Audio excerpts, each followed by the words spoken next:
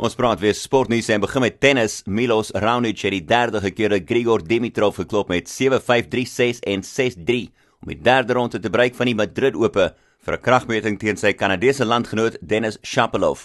Dis na Shapovalov vroeër 'n goeie vertoning gelewer het om Frankryk se Benoit Paire te klop op sy 29ste verjaarsdag met 7-6, 4-6 en 6-4. Brittanje se Kyle Edmund het gewen teen Rusland se Daniil Medvedev met 6-4 en 6 stroop om sy plek te bespreek in die tweede ronde waar Novak Djokovic wag.